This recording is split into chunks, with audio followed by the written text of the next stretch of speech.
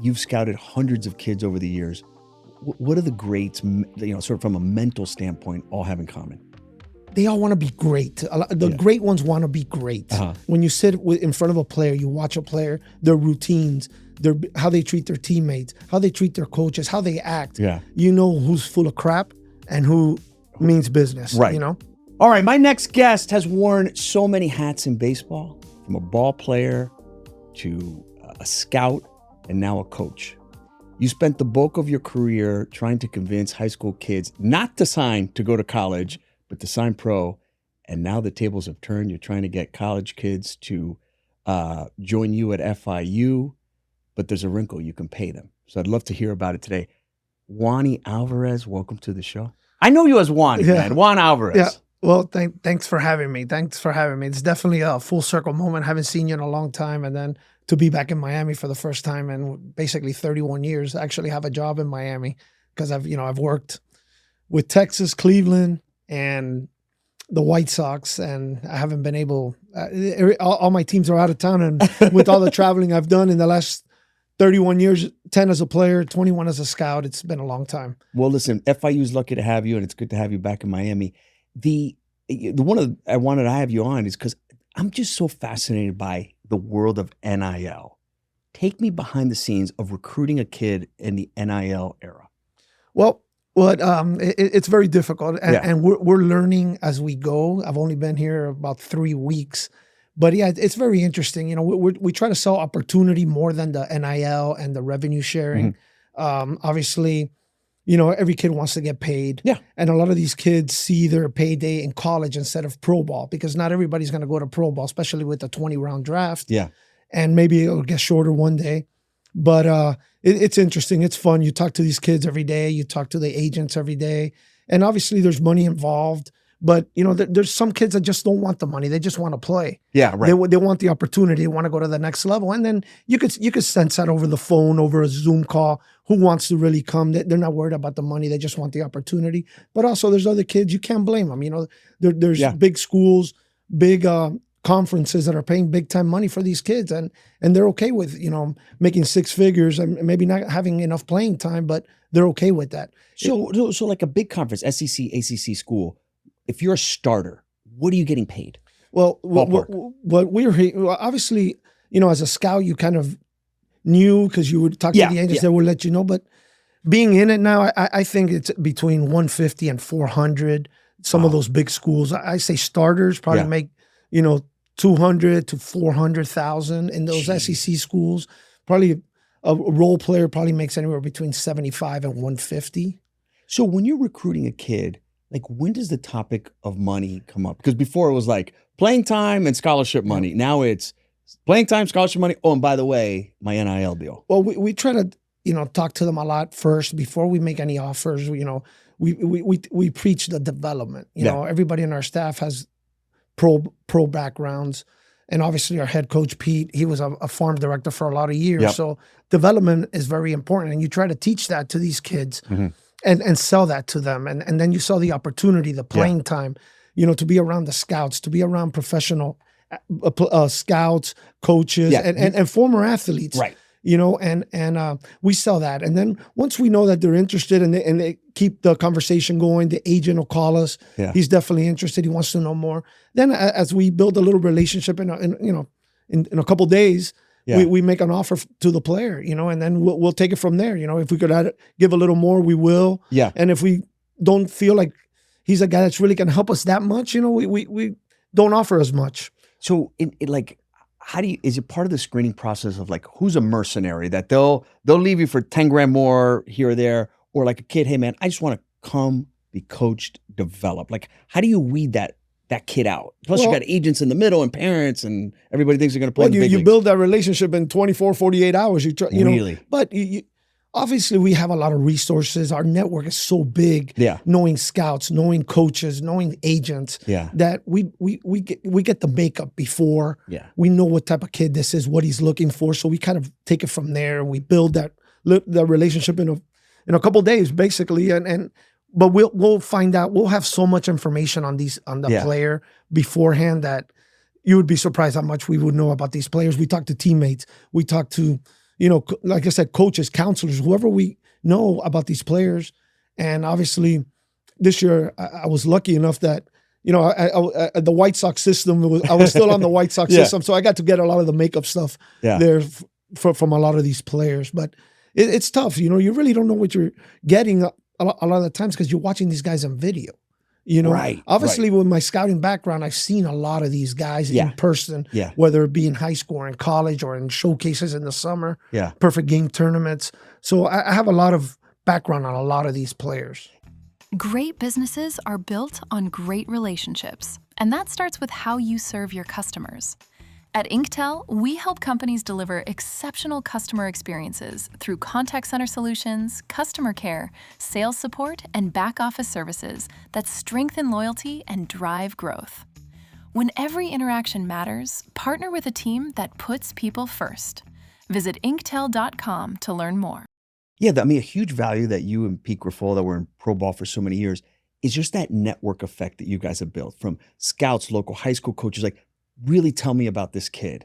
What's he like? Is he a hard worker? All this stuff. Like, you can't recreate that. Like, AI ain't going to replace that, man. Like, that is, 40 years of just being in baseball and knowing what to look for and the questions to ask. I mean, that's a huge advantage that you at FIU are going to have. Yeah, we it's not just me and Pete.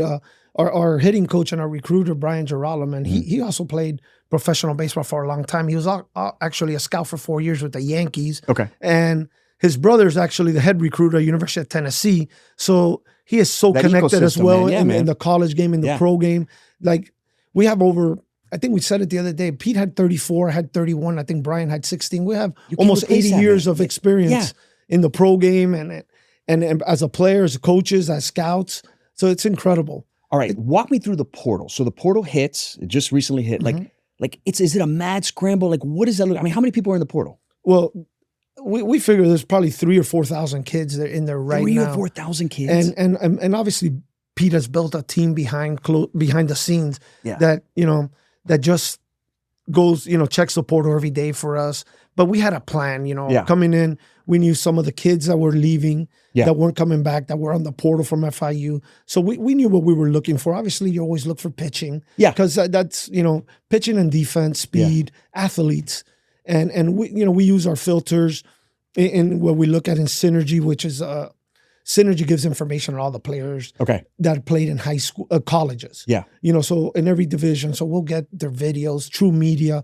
We have a lot of information that we get on these kids. Yeah. We see their videos and we filter it, what we're looking for, what Pete wants his team to look like. Yeah. And that's how we get our players and we get names and we get numbers and we start calling. How accurate is the data? So a kid played at JUCO. It's different. You play at JUCO versus you played at an ACC school. Like, how accurate is a guy who hits 300 at JUCO may not hit 300 at an SEC school? Yeah, I think the data's pretty accurate. Yeah, because a lot of things that you look for, the data's unbelievable. Like, it'll tell you what the kid hit. Yeah, 90 miles an hour plus. Like, if it's a hitter, so like if he hits 90 miles an hour and above, that guy could that he's translates. It'll translate. Yeah. Now, if he can't hit velo, that's when you kind of know, hey, this guy might have some trouble adjusting to, even though we're mid-major, but everybody throws 90, 95. Yeah. Everybody throws hard. And as pitchers, you're always looking for guys that throw strikes and are in the zone, and the data is pretty accurate with that.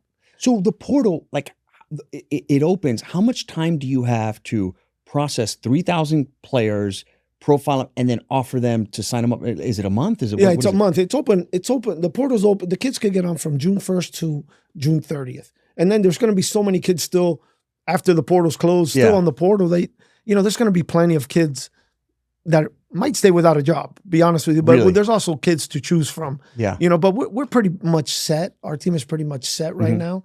And we've done a great job the last 3 weeks of getting this thing together, but it does get fast on you. Yeah. There's obviously names that, we're not going to be in play for some of these guys. Right. So, like I said, we filter it out. Yeah. And we have our targets. When coaching these kids, knowing that they can transfer so easily, like, how do you manage sort of, I can push him hard or I got to scale back because he may jet come portal season? Yeah.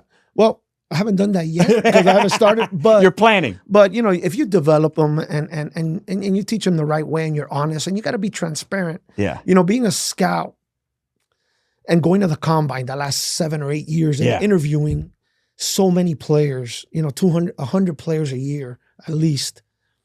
You see that these kids go to these programs and coaches are not transparent with them. If they don't play, they get buried. Really? And I get it. Some of these schools have such big budgets, they could do that. Right. We can't afford that. Right. So we got to develop. And when you talk to these kids over the phone and you tell them their plan, you talk to them about their pitch shapes, their swings, their approaches, they like you. We're speaking their language now, Right. And they like that, and they want to be developed. And a lot of these kids don't get developed in a lot of the big programs, so we're giving them that opportunity, and we believe that we could get kids to the next level. You've scouted hundreds of kids over the years.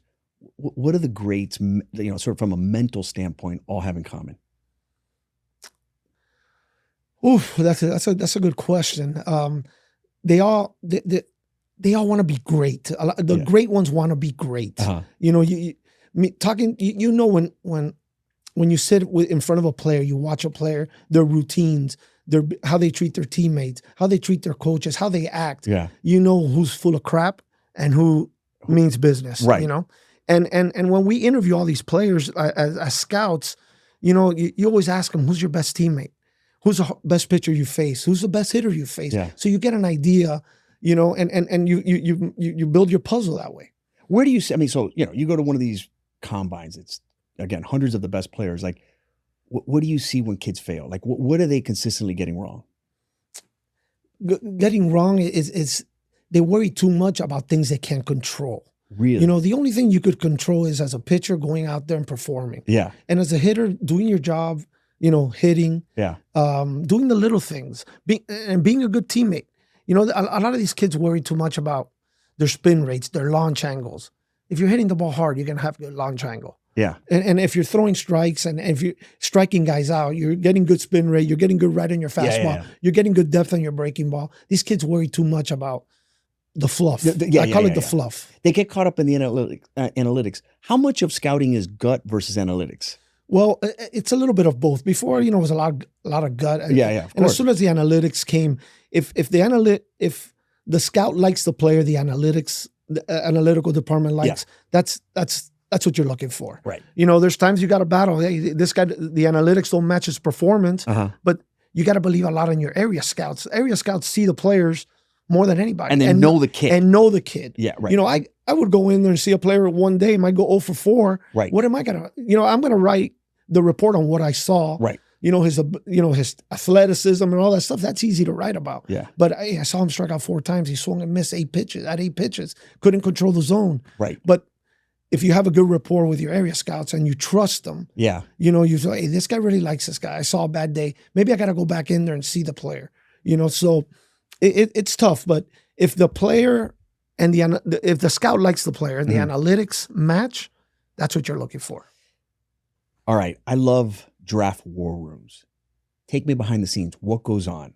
What are the battles like? What are the discussions like? Well, scouts, everybody has their favorite player, and guys, and everybody has a different lens to seeing players. Yeah. Like I was fortunate enough to grow up in South Florida to be around a lot of great players. I play. You know how much minor league baseball and big league baseball I've seen in my life, sitting in a bullpen. Right. So I feel like I know what they look like. Yeah, right. Right. And when I it when you see it. Yeah, when I like a player, you want to pound the table for them. And sometimes, you get into the draft room and especially now with analytics, the analytics guys see it one way, the scouts see it the other way. So you're pounding the table. And one of my favorite guys, and I'll say his name, one of my favorite guys in the draft 2 years ago was Jack Caglione, let's say. Okay. Yeah. I love Jack Caglione. Yeah. And I've had history with him since high school. I followed him. I know and I knew what type of makeup he had. Yeah. And I really pounded the table. I really thought that we had a chance of getting Jack Caglione that year. And obviously other people in the room thought differently. Yeah. But I still want to let that play out because Jack is turning it on now. And he's a left-handed power bat. And it's hard to buy power. And left-handed power, it's hard to buy it. And I thought Jack could be a gold glove first baseman. I know he's not playing first base right now. He's playing the outfield. But I thought he was a gold glove first baseman. I thought he was going to be a middle of the order bat, run producer for a long time. And I think he's going to be that eventually. He's still a young player. He got rushed to the big leagues last year, struggled, but now he's starting to pick it up. And he was also a pitcher, believe it or not. Really? You know, he was 95 to 98. He went to Florida, right? He went to Florida. Yeah. And that was one of the guys that I pounded the table for. I really, you know, but at the end of the day, I knew I wasn't going to win. You can't draft everybody. You can't draft everybody. But there's so many battles that go on in the draft room. Like that's just a little bit, you know, guys get mad. Guys, area scouts won't talk to a scouting director for months after the draft. Because, really? Yeah, they won't. They want their guys. They want their guys because they put so much time and effort. You know, and we always, you know, and now in a 20-round draft it's a little harder. But when it's a 40-round draft, you always want to at least get a player for every scout because they've put in the work. They put in the work. You know, it's a recognition and sometimes, yes, and we always tell them put your gut feel guys down and guys that we could take later in the draft that maybe not that many people know about. Yeah. And now in the 20-round draft, it's a little harder. So some of these guys get shut out. Yeah. And they feel like their work has gone unnoticed, but it really doesn't because they're the foundation of any organization. It's the area scout. Yeah. You know, they lead us to the good players. You had a good story you told me about a kid from down here that's recently taken off in the big leagues. Share that story. Well, we're talking about Nick Martinez. Nick Martinez went to Belen High School. And he actually lived near my house. And I'll never forget, I used to give pitching lessons. I have a pitching mound in my backyard. And they brought me Nick Martinez to, you know, he might have been I don't know if he was a sophomore or junior in high school. And he shows up and that tells me, he plays shortstop. And, you know, I'm just playing catch with him. And I'll never forget what I told the dad. I told him, I've never seen your son hit, run, or take a ground ball. But with that arm, he should be a pitcher. His future's on the mound. You know, he wasn't as strong as he is now, a little skinny, wiry kid, lean. And then we started, you know, he kept coming every week and we started throwing curveballs. And you see this kid's curveball. And I would tell him, this kid's never pitched. I would say to myself, this kid has never pitched. He had a 12-6 hammer with an easy fastball, changeup. I'm like, he's got to pitch. He's got to pitch. So I remember his high school coach got wind of it, would call me. Please, can you talk to Nick? Can you talk to Nick's dad? Can you let him? I'm telling you, we'll go to state if this kid pitches. And I said, look, I'm not going to get in the middle. Yeah. The dad doesn't want to pitch. The kid doesn't want to pitch. Yeah. He's going to college. He went to Fordham as an infielder, shortstop, second base. Interesting. And once he got to Fordham, the coach realized this kid has a good arm. And they started. You knew. They started pitching him. But he barely pitched. He pitched at the end of games. I think he only threw like 18 innings in high school. And at the time, I was the area scout in Florida for the Rangers. Yeah. And I said, I gotta get this kid signed or looked at. And I never forget, I called our area scout in that area in New York. I told him, can you please go and see Nick Martinez? He goes, he never pitches. You got to tell the coach to put him on. Put him on the mound that you're there to see him. Really? And I never forget, he calls me back. He goes, man, this guy was 94, 95. Pitch one in. This guy, easy delivery. It's effortless. And I go, I told you weren't going to be disappointed. You know, a lot of scouts don't like going into Fordham, you know. Right. Yeah. They're driving in. If there's no players, they don't want to waste the day. Yeah. And sure enough, you know, he built the scout in that area built a little relationship with Nick. It was towards the end of the year. And then going into the draft, when I had my meetings about my area, you know, I made sure I mentioned Nick. And I told him, this kid with better development, better structure, this kid's going to be a pitcher. This kid, his aptitude, he's a smart kid. He wants it. He knows his future as a pitcher. Yeah. And sure enough, I'll never forget, the day before the draft, scouting director calls me and he goes, does Nick sign for $60,000? And I said, sure, I think he does. Yeah. And I just answered it without even talking to the dad of the kid. I'll never forget, I called the dad and go, hey, Nick, does Nicky sign for 60? He goes, for sure. And I'll never forget, we drafted him, I think it was the 18th round. I might be wrong, but 16th or 18th. And the scouting director calls me, I want you to go sign Nick since you have a relationship. Go sign him. We're going to offer him $30,000. And I'm like, what do you mean 30? 2 days ago, you told me 60. Yeah. And I went back to the family and asked him 60. And he goes, no, I didn't say that. And I go, where would I get the money? I'm an area scout. I don't know the budget. Yeah. And I told him, you better tell the area scout to get on a plane or you and go into that house and offer them the 30 because I'm not going. Yeah. You know? And we hung up the phone. He calls me 10 minutes later. Okay, offer him the 60. So we offered him 60. He signed. And Nick started pitching. And he pitched well his first couple of years. And then want to say it's his third year. It might be third or fourth year. He goes to spring training in minor league camp, but they always take minor league players that's just in case guys to back up. Yeah. And Ron Washington was the manager. All of a sudden, they put this kid into pitch, and he starts pitching well. He made the rotation as the fifth starter that year, and he didn't even get invited to big league camp that year.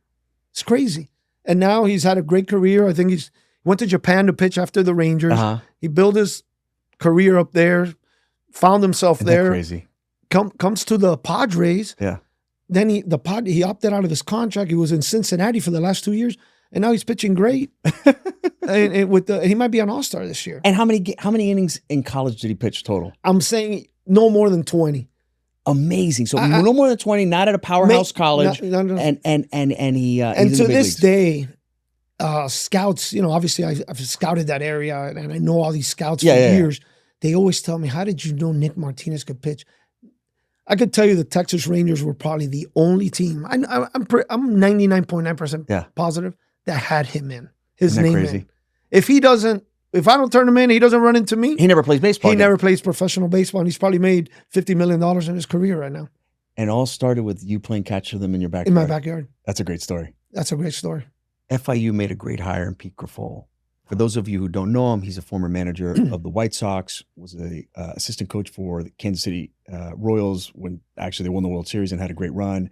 Former really great ball player at FSU. Talk to me about Pete's leadership style and why'd you want to join FIU? Oh, Pete's a brilliant baseball mind. Yeah. He thinks so far ahead. His mind is working at 100 miles an hour, but he's so ahead of everything. When we're thinking about this, he's already thought about it. Pete is brilliant. He was a hitting coach for the Royals. He was a bench coach for the Royals. He was a manager. He's seen it all in this game. He was a minor league manager. He was a manager in Winterball in Venezuela and Dominican. So Pete's seen it all. He knows how to control a game. Yeah. And he's just brilliant. And what he brings to the table, I don't think I would have done this if it wasn't anybody but Pete. Really? When he called me and he told me, "You ready?" And I said, "Where do I sign? I'm ready to go." To do it with him, and we're both from South Florida, born and raised. So. And he's a great guy. He's a great guy. He's a good human being. He's a great human being. Yeah. Yes. All right. So let's talk about your playing career. So a lot of people don't know this, but you were a good ball player. I tried. I fooled him for a while. well, let me ask you this. In the analytics era, you weren't part of it because you played in the 90s. Would you have been a high prospect or not? I probably would have been the same guy I was. I was a left-handed reliever, lefty specialist back in the day. Yeah. But, I got outs and I missed bats and I didn't throw hard. Yeah, right. So I had to be doing something right. I'm sure my spin rates were pretty good. My right and my fastball might have been good because to be able to get to the big leagues, I wasn't the most talented guy. Yeah. But to be able to get to the big leagues with 3 different teams, I must have done something right. You did something right, and I was a non-drafted free agent. How did that all come? I forget your backstory. In an era where there was 80 rounds in the draft. Right. It was just funny. I was... I remember working out with the Marlins right before the draft after my 4th year at St. Thomas University. And I thought I was going to get drafted by the Marlins. And the area scout was coached at St. Thomas. And the scouting director, I think at the time, was Al Avila. That was my coach my freshman year at St. Thomas. So I thought, hey, here it is. I got a lot, yeah. And the draft went by 80 rounds. I didn't get drafted. And I was working for the city of Miami with a good friend of yours, Jeff Rodriguez and Mark. Yeah. And I was actually coaching Jeff's Legion team. And Mike Carajillo, rest in peace, he was a area scout for the Angels at the time. And he goes, "Hey, we might be looking for a pitcher in short season A in Boise. Are you ready?" And I was like, I'm saying to myself, I haven't pitched in 3 months. I'm ready. What am I going to tell him? This might be my chance. Right. Here we go. Yeah, I'm ready. 2 days later, I was on a flight to Yakima, Washington to meet our Boise team in Yakima, and the rest was history. 3 years later, I was in the big leagues. What? Yep. Wow. And what? You just worked on your game, worked on your craft? It was funny because my manager there was a great scout and a legend in baseball, but a gentleman by the name of Tom Kochman. And I pitched the first day I get there. I had to take 4 planes to get to Yakima. And you hadn't pitched in 3 months. And I hadn't pitched in 3 months. And I pitched, and I used to throw over the top. And I'll never forget, the next day we get to the locker room, and he tells me, "I've never done this with anyone, but I want you to drop your arm angle to lower 3/4 and see what happens." The next 11 innings, I went scoreless. Really? And the rest was history. And he changed my whole career just lowering my arm slot. Wow. And I wouldn't be sitting here if it wasn't for him. So it's crazy. You had no intention. You thought your career was over.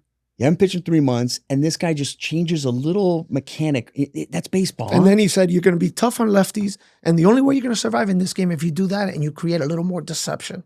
And you said, yeah, coach, I'll do it. And I do whatever I can. And it felt natural. I always had a rubber arm. I could throw every day. Yeah. And they just showed me how to grip a two-seamer a little different. Yeah. Just throw it with all leather instead of seams. And the rest was history. That is amazing, man. That's amazing. Yeah. And I got to be parts of 4 seasons in the big league, spent professionally 10 years, and it opened so many doors for me. Yeah, man, it's been your life. Yep. It's been your life. Let's talk about the current state of baseball. Oof. Will there be a strike? In my gut and being in the game, I really think there will be a strike. Why? Because I think the owners, want to set that salary cap. Yeah. That's one of the biggest issue for me. And I think the union is going to fight that to the end. Yeah. And I think the owners are going to lock out the players. I definitely believe that. Really? I really do believe that. And I think it's going to hurt a lot. Behind the scenes, the scouts. I think it's going to crush the scouts. Really? Because, the proposal already of 12 rounds, rumor has it out there, it's really going to be 10. Really? And if they don't let the high school player go into the MLB draft, and they have to go to college, I think it's really going to hurt the game. Why? And it's because it's going to hurt the scouting world. Because sure, it's going to hurt you're not the scouts. scouting. You can't scout the high school guys anymore. You don't need as many scouts. Yeah. And I think the best players in the game are high school drafts.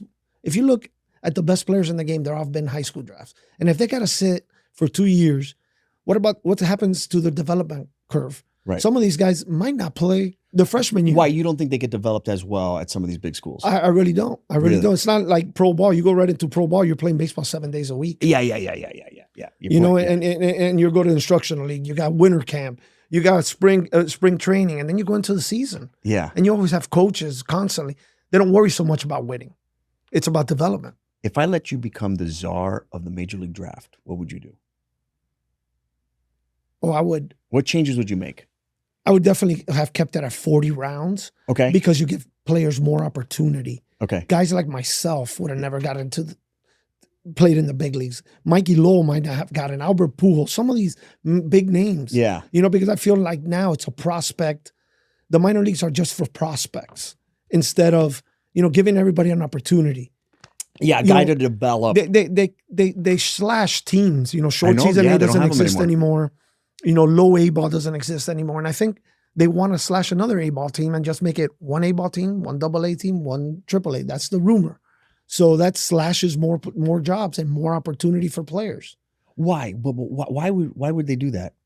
Because they don't spend that much on the minors. It's probably to save money. I really believe that. I think it's probably to save for money. Sure. But save money and but a lot of these owners just want to make money. Yeah.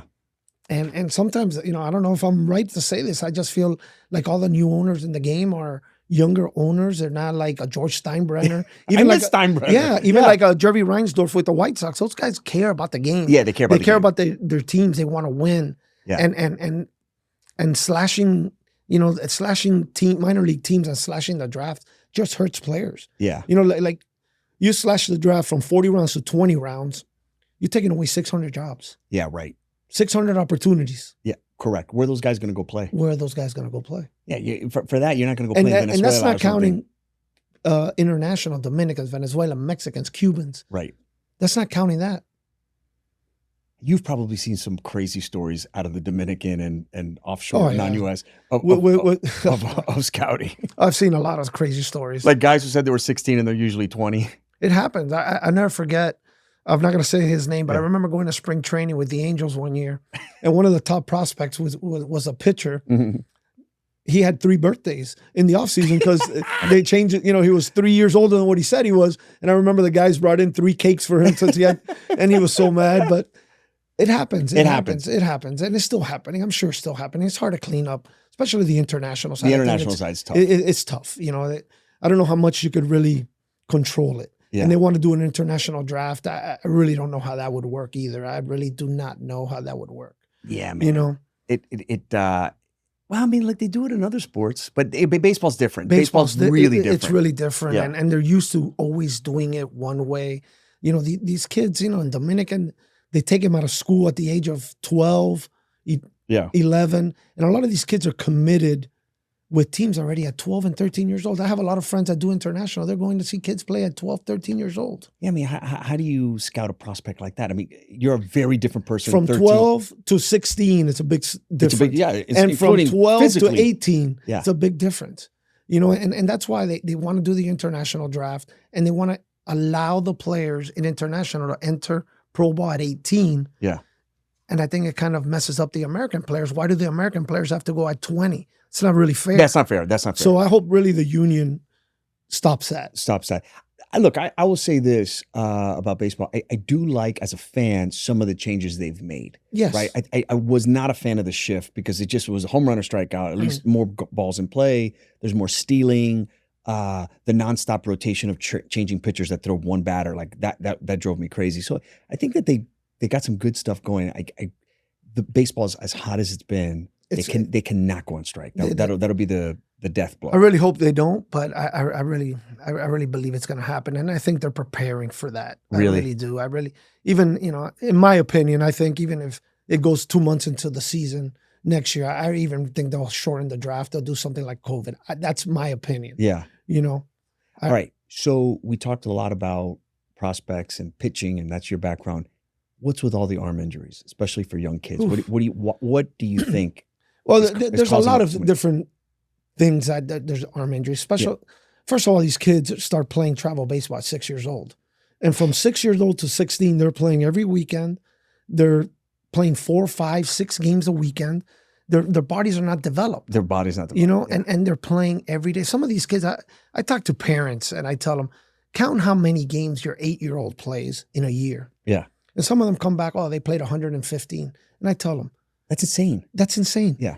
Major leaguers play 162 and they rest 5-6 months. Right. Your son doesn't rest. Right. So when they get to 16, and they're burnt out. They're burnt out, and what they get? They start driving. They see freedom, and they say, "Heck with baseball." Yeah, because it's consumed so much of their life. Yeah. And they don't play other sports, especially in Florida. Yeah, these kids don't play other sports. Like you see kids in obviously with my job, I traveled so much that I saw so many different kids in the Northeast, in the Midwest. These kids rest the winter months. Right. They come back in the spring and you're like, holy cow, this is not the same guy I saw 6 months ago. Right. You know, because they train, they get stronger, more physical. So I went a little bit off there, but I think a lot of especially pitchers with the injuries, a lot of the weighted ball programs, they're teaching, how these kids are chasing velocity. And I get it, because velocity gets you seen. Correct. But pitchability gets you to the big leagues. Right. And a lot of these kids don't have that. And they're chasing spin. And those weighted balls, I think, have destroyed the game. They're teaching a lot of these indoor facilities, they're really good. Yeah. And pitch labs. They're getting the pitching labs, they're really good. And they're getting kids to the next level, no doubt about it. Yeah. But a lot of these kids that are developing there are being developed. They're training relievers, hard throwers, max effort. Yeah. Instead of, starters. That's my opinion. Yeah. It's even hard to name 5 to 8 starters in the big leagues right now. Nobody goes 200 innings. Nobody goes 200 innings anymore. And I also think the pitch clock has helped with some injuries, because a lot of these pitchers, your whole life, you're used to taking your time, deep breath, relaxing. But now you got to get on the mound right away. You got 20 seconds, here we go. And I think some of the bigger, 6'5", 6'4" pitchers that weigh 220, 230, I think it's taking a toll on them. Really? Yeah, because I mean, we were chatting earlier. When we grew up, first of all, a starter, your ace was throwing minimum 230 to 250 innings. That was a minimum. But dude, Nolan Ryan had multiple years where he threw 300 innings. Mm-hmm. And your fifth starter was definitely throwing 180 to 210. Like now, the ace doesn't throw 200 innings. I'm like, if you're getting 150, 175 innings from an ace, it's a lot. It's a lot, man. It's a lot. There's we talked earlier, Alex Fernandez, Levon Hernandez. Yeah, dude. Roger Clemens. These guys, David Cone, David Wells, these guys would throw 200, horses. 250 every year. Every year, man, for a lot of years. It's crazy. They were able to do it, but we can't do it now with all the technology. It's unbelievable. It's unbelievable. It's unbelievable.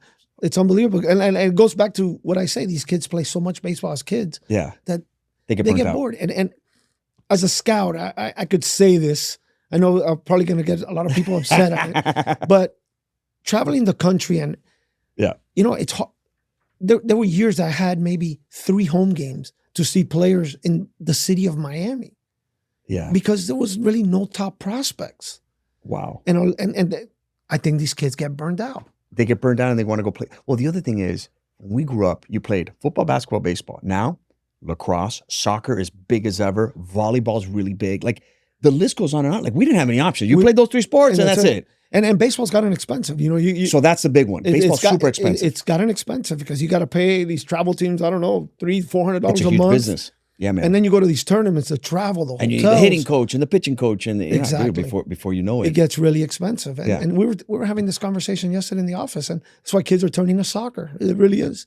You get a ball and kick, a basketball. And soccer you could play your whole life. Like, your whole life. Golf. A lot of kids are playing golf. A lot of people, yeah, but it's smart. You can play your whole life. It's great for business and all this kind of stuff. Okay. We're going to play a game, a lightning round game. I'm going to ask you a question. You give me a quick answer. Okay. Are you ready? Yep. Your Mount Rushmore for left-handed pitchers. 4 pitchers, 4 left-handed pitchers. You got to put Randy Johnson. Yeah, for sure. Steve Carlson. Yeah, Miami guy. Sandy Koufax. Sandy Koufax. Oof, now it gets... I was a big Red Sox fan growing up. I loved, believe it or not, I'm going to say this name out of the blue, Bruce Hurst. I loved Bruce Hurst. Yeah. He was a big Bruce lefty. Hurst. And another guy that I loved as well, even though I wasn't a Yankee fan, Ron Guidry. Ron Guidry had a great career, man. Yeah. And I got to say another one. Fernando Valenzuela was a great pitcher. Yeah, Fernando Manny. Yeah. Okay. Your Mount Rushmore of Dade County players, when they played, like, when they were 17 years old, that you saw, that you were like, those guys were the guys. As a scout? As a scout, you played, you've been in Dade County for 40 years watching this stuff. Oof, there's so many good ones. I'm sure I'm going to leave some out, but I'm going to go that I saw. Obviously, A-Rod goes up the top of the list. That I scouted. Manny Machado was a stud in high school.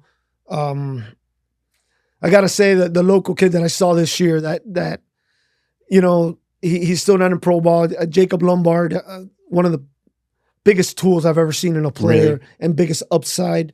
I think he's going to be special, and he's one of the best. When it's all said and done, he's going to be one of the best to ever come out of Dade County. Wow. But, Alex Fernandez was also that, we grew up watching as kids. Like, we all looked up to. Alex Fernandez was one of the best. I mean, he won the Golden Spikes in junior college. Yeah. That's and he could hit too. And he could hit too. Man, there's so many of them. I know I'll leave guys out that I saw, like, there's so many, the guys like, Alex Gonzalez that played at Killian shortstop. Yeah. I mean, that guy was a big career with the Blue Jays. Shannon Stewart. Guys like that. Junior college, a guy like Placido Polanco, that guy was a great hitter. He was a beast. He was a beast, there's so many of them. Doug Mankiewicz had a great career. Great career. With Minnesota, the Yankees, played with a lot of teams. Great. He was a great college player as well. There's just so many of these guys that I'm drawing a blank. Yeah, no, down here in Dade County, I mean, it's just completely loaded. It's loaded. All right, for a pitcher, velocity or command?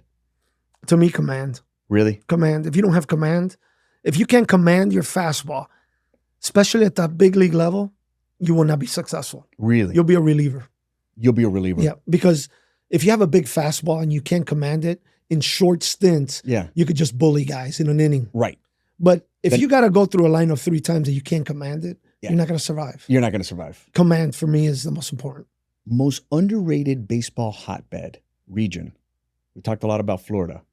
A place that you got good ball players, but most people don't think. Everybody thinks California, Texas, Florida. I think the New Jersey, Pennsylvania, New York area. Really? Believe it or not. Yes. Why so? Because they love baseball. They love baseball, but these kids train. And not all their lives they played baseball. These kids played other sports. And you can see it right now, like Kevin McConaughey, the kid right now with, it might be the rookie of the year with the Tigers. Yeah. That kid is special. He's from Pennsylvania. Yeah. Like, he could play shortstop, he could play third. He's a baseball rat, and he could really hit. Yeah. There's so many of them. Like I said earlier, you would go, all the high school pitchers over there throw 95. It's unbelievable. Really? I remember always talking to our East Coast cross-checker, our scout in that area. And we got a guy here throwing 96. Another one. Who is it? Oh, no, he just popped up. Oh, we got another guy throwing 97. We got a guy hitting with power. He could play shortstop. He could run. It's crazy. And why is it? Because they train more versus They train play. more. They don't play as much. Mm-hmm. And they played other sports as kids. Yeah, so they're good athletes. Very good athletes. Yeah, very good athletes. That's an interesting. That's a very sneaky area. As a scout, and there's so many good players in that area. One pitcher young pitchers should study. Oof. If you got a kid and you go, hey, watch this guy pitch, or obviously look on YouTube and check it out. Okay, I'm going to go with my scouting hat again. One of the best high school pitchers I ever saw was Jose Fernandez. Really? Like, watching that guy in high school, it looked like a man among boys. The way he acted, he composed himself, the way he treated his teammates, and the way he pitched, his delivery. Yeah. The way he trained before games. It was just fun to watch. To me, he's somebody you say, holy cow. Well, yeah, because he made it to the big leagues by the time he was like 20, right? 20 years old, I believe. And then obviously his life got cut short, but he was a heck of a pitcher. Wow. And when I would see him, it reminded me a lot of Alex Fernandez back in the day. Same type of mentality. Kid was a bulldog on the mound. He wanted to win. He knew he was going to win. He knew he was good. And as a left-hander, I'm going to go back. Chris Sale, to me, you watch Chris Sale. Stud. I know he's had his arm injuries, but he's still dominating. He's still dominating. He's still probably in the race for Cy Young. And with technology now, he faces the same hitters, same teams every year. Yeah. Year after year after year, and he still dominates. All right, one last question. We're connected by two brothers, Mark and Jeffrey Rodriguez. Yeah. Who was the better baseball player? But by the way, they both play college ball. They both play in the minors. Who was the better baseball player? Ooh, I'll say maybe Jeff was a better athlete, but man, he couldn't hit like Mark. Mark was one of the better hitters growing up in this area. Yeah, he could bash. He could flat out hit. And he was tough as heck. And Jeff was probably a better catcher, better athlete. But Mark took it more serious. This is from a scout, so they're both going to listen to this podcast. Yeah. This is from a Mark definitely took the game more serious and worked, I think, a lot harder than Jeff. I think it came easier. It came easier to Jeff. Yeah. It came easier. For sure. But Mark was definitely a better hitter. All right. First of all, how can people get in touch with you? If there's a kid out there who wants to play at FIU, where can people find more? Man, that's you know what? Our emails. I just got my email. I don't even know it by heart right now. But our emails, our Twitter feed are probably FIU Baseball on Instagram and Twitter. And just send messages. We got guys looking at those things constantly. So I've known Juan and I've known Pete Grifol, the head coach, since I was a little kid. Obviously, you've heard their resumes. They're great baseball guys, but they're even better people. So if you're a kid out there or a parent out there looking to find a school, FIU, I'm telling you, your kid will go in there as a kid and walk out as a man because these are great human beings. I appreciate you coming on the show. This was a lot of fun. I wish you and FIU nothing but success. I can't wait to check out a game. Well, Danny, thank you for having me. And definitely we're going to try our best to put FIU baseball back on the map. It's going to be a lot of hard work. It's definitely a great challenge, but we're up for it. And it's going to be fun. And we hope to have you and your dad out there soon. For sure. You guys are going to be just fine. You're going to be successful. Thanks, man. Thank you.